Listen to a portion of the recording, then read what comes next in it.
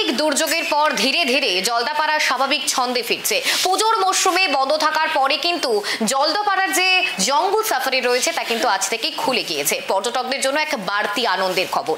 দেখুন, জলদাপাড়ার জঙ্গলে ফিরছে প্রাণ। আজ থেকে ফের শুরু হলো সাফারি। জীবনের আলোয় ফিরছে জলদাপাড়া। জলদাপাড়ার প্রাকৃতিক সৌন্দর্য ও জীববৈচিত্র্য এখন ধীরে ধীরে ফিরছে স্বাভাবিক ছন্দে। কয়েকদিন আগের হঠাৎ প্রাকৃতিক দুর্যোগের আঘাত যেন এক ক্ষণিকের জন্য সবকিছু থমকে দিয়েছিল।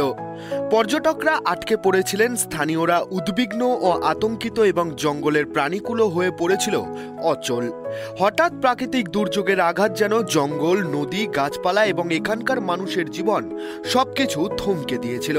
পুজোর সময় ভরা পর্যটন মরশুমে এই দুর্যোগের কারণে 5 দিন বন্ধ ছিল জলদাপাড়ার বিখ্যাত জঙ্গল সাফারি। দেশের নানা প্রান্ত থেকে এবং বিদেশ থেকে আগত পর্যটকরা হঠাৎ করে জঙ্গলের চরম নির্জন এলাকায় আটকে পড়েছিলেন। ঝড়ের কবলে থাকা পথ, ভেঙে পড়া গাছের ঝাপসা ছায়া সব মিলিয়ে পরিস্থিতি হয়ে উঠেছিল ভয়ঙ্কর। তবে স্থানীয় প্রশাসন, বন দপ্তর এবং উদ্ধারকারী দল দ্রুত ব্যবস্থা নেওয়ায় একে একে পর্যটকদের নিরাপদ স্থানে পৌঁছে দেওয়া হয়। যারা সেখানে আটকে ছিলেন তারা এক অদ্ভুত অভিজ্ঞতা নিয়ে ফিরে যান, যা দীর্ঘদিনের জন্য জীবনের এক স্মৃতি হিসেবে মনে রাখবেন তারা। আজ সেই দিন কেটে গেছে। চিলাপাতা, কোদালবস্তি এবং জলদাপাড়ার জঙ্গল আবারও প্রাণবন্ত।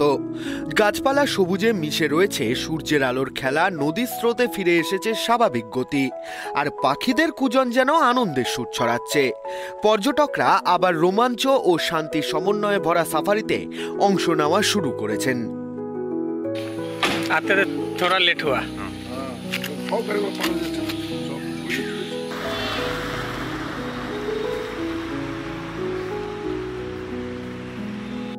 জলদাপাড়ার ব্যবসায়ীরা এবং গাইডরাও ফিরে পেয়েছেন স্বাভাবিক জীবনের ছন্দ। স্থানীয় দোকানগুলিতে রঙিন হাওয়া বইছে, আর অতিথিদের হাসি আনন্দের সঙ্গে মিলছে হোটেল, রেস্তোরাঁ এবং জঙ্গল সাফারির পথগুলি। 4 তারিখ রাত্রে এবং 5 তারিখ সকালে আপনি জানেন অনেক বৃষ্টি হয়েছিল, এখানে অনেক বৃষ্টি হয়েছিল এবং ভুটানে প্রচুর বৃষ্টি ছিল। Torsa though it's a lifeline for Jaldapara, কিন্তু যখন মানে বৃষ্টি বেশি হলো তখন একটা ফ্লাড সিচুয়েশন ছিল। কিন্তু আজকে আমি আপনাকে খুব ভালো করে বলতে পারবো ওয়াটার ইজ রিসিডিং। 5টা রাইনো যে আলিপুরদুয়ার ডিস্ট্রিক্টে যে স্ট্রাইক হয়েছিল তার মানে আমাদের স্টাফ, পুলিশ ডিপার্টমেন্ট এবং লোকাল পাবলিক যথেষ্ট হেল্প করেছে, প্রচুর হেল্প করেছে আমাদের। আর আমরা সব রাইনোদেরকে এখন দে আর ব্যাক টু জঙ্গল, কোনো আমাদের এখানে মেজর কোনো ওয়াইল্ড লাইফ ক্ষতি হলো না এখন অবধি আমরা পাইনি। আনাদার থিং ইজ কি এখন আমরা যা যা এরিয়া আছে সব স্ক্যান করছি, যা যা ট্যুরিজম রুট আছে, যেখানে সিলটেশন আছে আমরা ওদেরকে ঠিক করে মানে টোটালি ক্লিন করছি।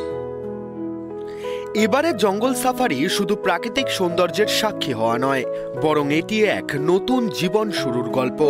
দুর্যোগের অন্ধকার পার হয়ে আবারও জীবনের আলোয় ফিরে আসা, আতঙ্ক ও উদ্বেগকে পেছনে ফেলে আনন্দের ঢেউ বইছে। এই অনুভূতি প্রতিটি কোণে ফুটে উঠেছে জলদাপাড়ার জঙ্গলে। পর্যটকরা বলছেন জলদাপাড়ার জঙ্গল যেন নতুন প্রাণ পেয়েছে। প্রতিটি গাছ, নদী, পাখি এবং পথ যেন বলছে সব ঠিক রয়েছে, ফিরে এসো আনন্দে।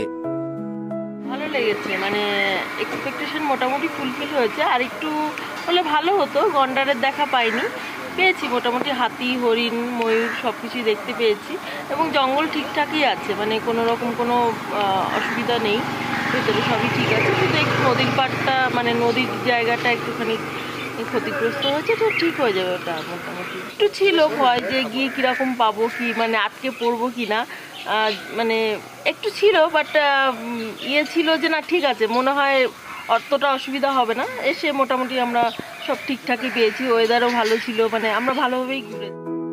জলদাপাড়ার এই সাফারি এখন শুধু পর্যটন নয়, বরং একটি জীবন দর্শন। কিভাবে প্রাকৃতিক দুর্যোগের পর ধৈর্য, সচেতনতা এবং সহযোগিতায় আবারও স্বাভাবিক ছন্দে ফিরে আসা যায়, সেই গল্প এখন জলদাপাড়ার প্রতিটি পাতায় লেখা। চিলাপাতা, কোদালবস্তি এবং জলদাপাড়ার জঙ্গল আবারও স্বাগত জানাচ্ছে প্রত্যেক পর্যটককে, প্রকৃতির বুক ছুঁয়ে যাওয়ার জন্য, জীবনের ছন্দ অনুভব করার জন্য। আলিপুরদুয়ার থেকে অনিশা পোদ্দারের রিপোর্ট, ট্রাইব টিভি বাংলা।